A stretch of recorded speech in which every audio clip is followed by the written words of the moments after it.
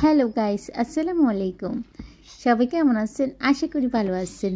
পার্কে গেছিলাম বুড়াইমি পার্কে যে ঘুরতে ঘুরতে এক জোড়া কবুতর পাইছে আপনাদের ভাইয়া। বলতেছি নিও না, একটা বাড়তি ঝামেলা। বাসায় যাইও আবার রান্না কইরো, এটা আর কি। উনি কবুতরের বাচ্চা অনেক পছন্দ করে, তো এখানে পাইছে পথের কবুতর আর উপর থেকে পড়ে গেছে মনে হয়। যাই হোক, তাই উনি বাসায় আসে আমাকে বলতেছে এগুলা রান্না করবা। তো পরের দিন সকালবেলা এগুলাকে জবাই করে দিয়েছি। দেখেন এখানে আমার কুমড়ার শাক আছে কিছু, তো শাকগুলা একদিন খাবো নি, সেটা আপনাদের সাথে শেয়ার করবো নি। যাই হোক, তো দেখেন কবুতর দুইটা একদম শুকনা শুকনা কেমন জানি। আপনাদের ভাইয়া বলে এইরকম কবুতর খাইতে নাকি ওনার কাছে মজা লাগে, ছোটো ছোটো বাচ্চা কবুতর।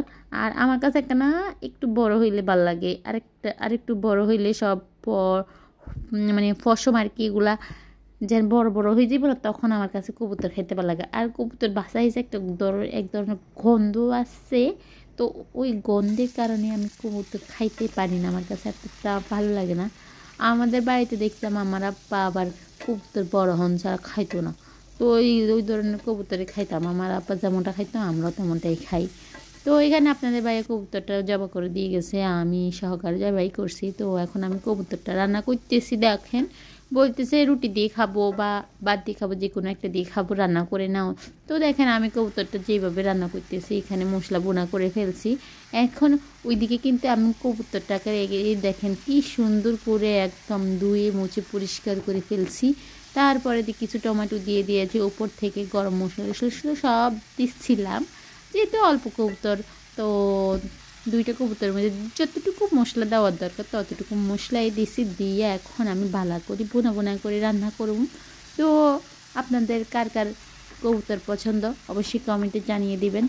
আর বেশি যদি পছন্দ হয়ে থাকে বাজারে পাবেন, কিনে এনে রান্না করে খেয়ে নেবেন, অনেক মজা হবে। এইভাবে রান্না করে খাবেন। আর আপনারা যদি রান্না জানেন না, জানলে এখান থেকে শিখে নেন তাড়াতাড়ি কীভাবে আমি কবুতর রান্না করি। দুইটা কবুতর রান্না করি, একদম এক প্লেট হয়ে যাবে। আর ওইদিকে আমি কিন্তু ডিম পোস্ট করতেছি, ডিম সিদ্ধ করতেছি দুপুরবেলা। এই যে ডিম বোনাটাও থাকবে। যাই হোক, কিছু চিংড়ি মাছ ভাজি করবো, তো চিংড়ি মাছের সাথে ডিমগুলো দিয়ে দিব। আর আজকে টুকটাক আজকে সবজি আর কিছু নাই, তো ডিম দিয়ে খাওয়া হবে। কালকের কিছু সবজি আছে সেগুলো দিয়ে খাওয়া হবে আর কি। তো সে কারণে আজকে ভাজি পোনা দিয়েই চালিয়ে দিব। আর কিভাবে দেখেন আমি চিংড়ি মাছ পরিষ্কার করি সেটাই আপনাদেরকে দেখাচ্ছি। চিংড়ি মাছ এইভাবে করে উপর থেকে পেলে দিবেন, পেলে দিয়ে এখান দিয়ে এভাবে করে কেটে ফেলবেন।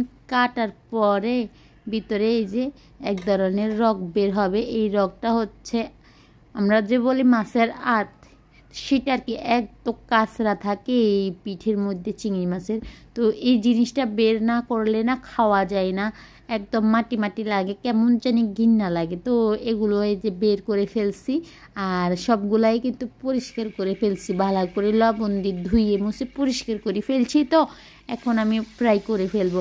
অলরেডি কিন্তু আমার কবুতর রান্না হয়ে গেছে। এখন কবুতর রান্না করা পাতিলটা একটু হালকা করে ধুয়ে মুছে আমি চিংড়িগুলোকে ভাজি করে নিয়েছি। তো চিংড়িগুলোকে ভাজি করে নিয়ে এখন মশলা কিন্তু ভুনা করে ফেলছি।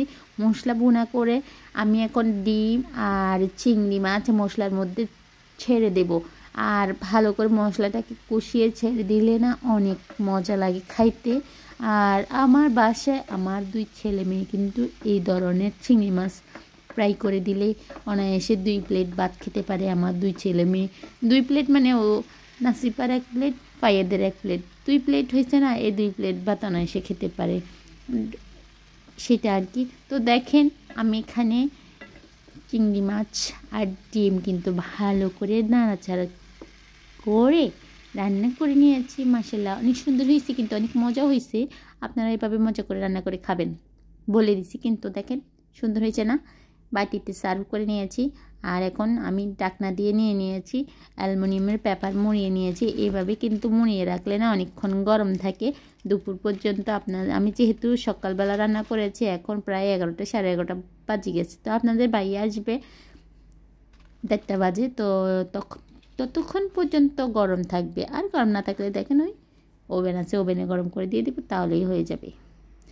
তো আপনাদেরকে বলছি না, একটু গোশত তরকারি আছে, একটু তরকারি ছিল তো তো সেটা এখন গরম করে নিয়েছি ফ্রিজ থেকে নামিয়ে। দেখেন অনেক মজার, কিন্তু গরুর মাংসগুলো কিন্তু অনেক মজা হয়েছে। তো মাঝে মাঝে এত মজা হয়, নিজে রান্না খাইয়ে নিজেই পিদা হয়ে যায়, আর মাঝে মাঝে এত বাজে হয় নিজেরই খাইতে মন চায় না, অন্যরা কি খাবে।